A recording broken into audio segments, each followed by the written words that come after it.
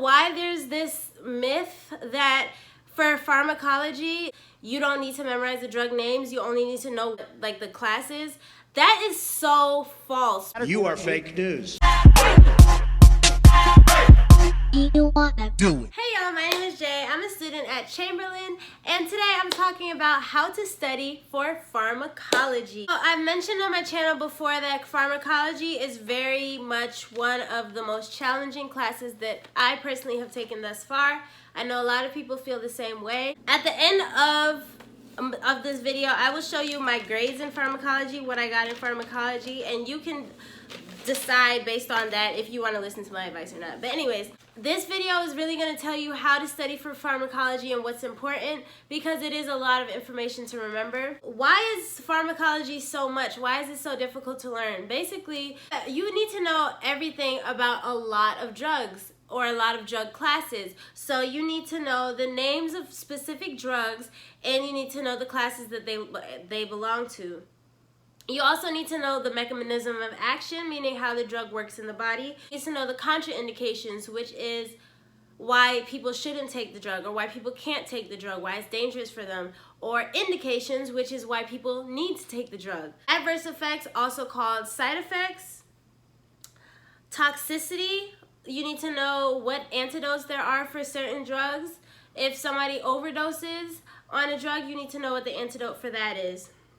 Nursing implications, which is things you need to know about administering the drug. For example, fast-acting insulin, you want to give that to them 15 minutes with, like, if they're eating within 15 minutes, like if their food is right in front of them, that would be considered a nursing implication. You also need to know when people need to take certain drugs. You need to know if certain drugs need to be taken in the morning, if certain drugs need to be taken right before bedtime, things like that.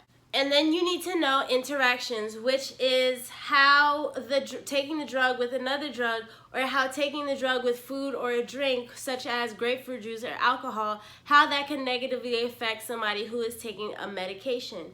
So that is a lot that you need to know, and there's a lot of drugs and a lot of classes that you need to know that for. So I don't know why there's this myth that for pharmacology, you don't need to, especially in nursing school, that you don't need to memorize like the drug names. You don't need to memorize the drug names. You only need to know what like the classes. That is so false. Please do not fall for that, because a lot of people failed tests because they were believing that, and it's not true. Certain classes, yes, all the drugs sound the same. For example, the penicillin is a class of antibiotics. All of the penicillins, or most of the penicillins, sound like penicillin. So you have amoxicillin and things like that that sound like penicillin, but not all drugs are like that. So aspirin and clopidogrel are antiplatelet medications, but aspirin don't sound nothing like no clopidogrel. So, and that's how the whole class of drugs is. They don't really sound like each other. But if you saw a question that said, a client is taking clopidogrel, what adverse effects should you watch out for? Or what adverse effects should the nurse monitor for? And if you didn't know that clopidogrel was an antiplatelet medication, or you didn't associate clopidogrel with aspirin, you would have no idea what that question is asking you. So you wouldn't know that you should look out for bleeding, because you wouldn't know that it's an antiplatelet. Questions are not going to give you clues on what that drug is associated with, like what it's used for, anything like that. That's stuff that you have to know. You have to make sure that you know it. Another reason it's important to remember which classes that drugs belong to is because some classes, such as calcium channel blockers, all of their endings sound the same, or all of the drugs in that class sound the same, but then there may be a drug in a different class that's not related to that other class that has the same kind of name. Let me give you an example. So amlodipine, pine is calcium channel blockers. That's the ending for calcium channel blockers. But clozapine or clozapine, I really don't know how to pronounce half of these things, but clozapine also ends in pine, P-I-N-E. Amlodipine is a calcium channel blocker. That's a heart drug, but clozapine is an antipsychotic. And it doesn't really have anything to do with calcium channel blockers. So if you see the clozapine question and you only remember that PINE, it goes along with calcium channel blockers, you're going to get that wrong because you didn't take the time to remember or learn what all of the antipsychotic drug names are. This is one of those classes that wipe a lot of people out. Especially if you go to a school like Chamberlain where you have to memorize all of this stuff within 8 weeks. Really within 7 weeks, because the 8th week is final week. So if you have to memorize and learn and try to retain all of this information in 7 weeks, it gets crazy. Like, it really does get crazy. I'm not saying that it's impossible. I passed with an A. The people that I study with passed with an A, but it's only because we put the time in. And when I say we put the time in, we put a lot of time in, okay? A lot of time. If you're not going to try to remember every drug for every class, which I'm not saying that's totally necessary, I'm just saying it's a good thing to do, at least try to remember the most common drugs or the prototype. So the prototype is the first drug in a class of drugs. So try to remember what the prototype is. If you know a class, learn everything about the class, and then learn what the prototype of that class is. Major word of advice. So there are generic names and then there are trade names. For example, Tylenol. Tylenol is the trade name of acetaminophen. When you are studying for pharmacology, forget that trade names are a thing. Like, maybe if you already know previously that acetaminophen is Tylenol, like you already have that connection in your mind, then okay. But don't take the time to memorize the trade name for every single drug that you learn, because on the exams that you get, unless your professor writes their own test, then that's a different story. But for the ATI questions, and the ATI again are the people who make the NCLEX, they don't ask trade names. The NCLEX no longer includes any kind of trade names. All you need to know is generic names. On your test, you will see generic names. So I would not waste the time to memorize generic names versus trade names, or both. You know what I mean? Just skip it. You already have enough to memorize. Memory is key. Concepts help me learn. I have to know the whys behind things. A lot of these things, it's just like if you were to sit down and try to understand why for every single interaction or every single contraindication or every single if you try to sit down and memorize the why for everything, some of them are pretty obvious and some it doesn't take that much, but if you were to sit down and understand the why for everything, it would just be ridiculous. So a lot of this stuff is really memorization. So if you are a person who can memorize really well, then maybe you won't have that much difficulty, but just know that it is a lot to memorize. Usually I don't use flashcards, but for these purposes, I used flashcards, and I will show you. I didn't use like the actual index cards. I used Quizlet. Like, I made my own Quizlet, and wherever I went, I would just be like, whenever I had downtime or whatever, I would go on that app and I would flip the cards over. I would see a card name and be like, that belongs to whatever, and then I would check myself with the flashcards.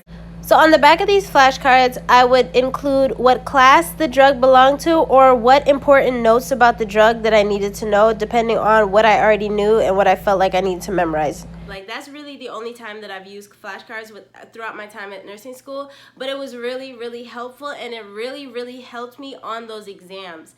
It really helped me on those exams, and it helped me retain for the mastery. Thankfully, my professor put out I think it was called like a Chamberlain Pharmacology Study Guide Notes or something like that. I'll insert what it looked like when she gave it to us. And then we changed it up to suit what we needed to know for the class and like specific things that we talked about. So I will insert a picture of the chart. So when you look at the chart, you will see that we have the classes in one column, and then we have other important things that we need to know throughout the column. And then when I did it, I went ahead and I highlighted the important things, like either things that I read were important in the slides or things that my professor specifically told us were important for those drugs. I memorized them I highlighted it, and I made sure that that was one of the things that I memorized for the drug. And also, if I did practice questions, and I did a lot of practice questions, and I kept seeing a recurring concept about one medication or about several medications, I would highlight that in the chart. If you didn't look at my 3-step study guide method, go look at that, and it shows you how I kind of get to making these study guides. And that's how I studied for pharmacology. My study group members, we did like a Google Doc, and then while we were in class or while we were studying together, we would just fill it out. And that was like one of the most helpful things. That brings me into the study group. I don't think I've really talked about study groups on my channel before, but study groups are essential for nursing school. I can make a whole separate video about study guides, but why am I saying study guides? Study groups, but study groups have helped me. Study guides have helped me too, but study groups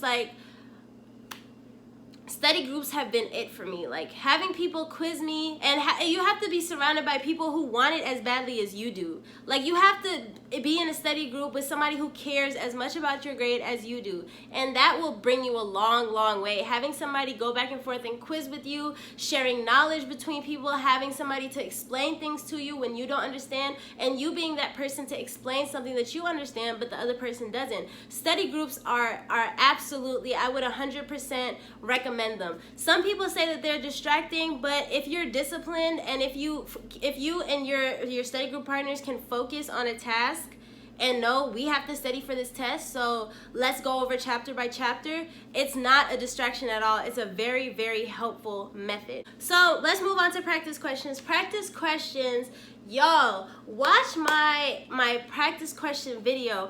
That video tells you how to get practice questions, how to make the most of practice questions. And practice questions, like studying, okay, let me say that this is like passing, right? So studying, study guides, study groups, they will get you above passing. They will have you pass. You'll be right here. But practice questions along with these other methods will get you up here, okay? I'm telling y'all, I'm not lying to you. Like I'm telling you, practice questions are the icing on the cake. They're the cream in the pudding. I don't know what else analogy I have to say, but y'all, like practice questions are so important. So important.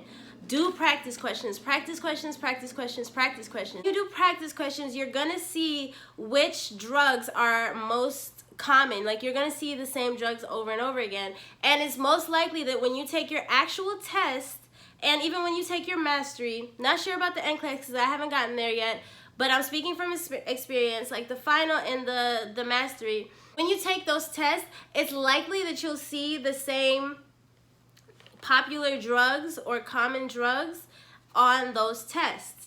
And you have to make sure that you have enough time to review the material. Just watch the 3-step study guide method, but make sure that you have enough time to review the material, make a study guide, study the study guide, go over the study guide, and then do practice questions. And you have to, we had 15 chapters of stuff on, because our class is 8 weeks. So we had 15 chapters, like 15 to 17 chapters on each test. Exam 1 was like 15 chapters. Exam 2 was like 17 chapters. Exam 3 was like 16 chapters. It was a lot. It was a lot of information, y'all. It was a lot. So we had a pretty good professor.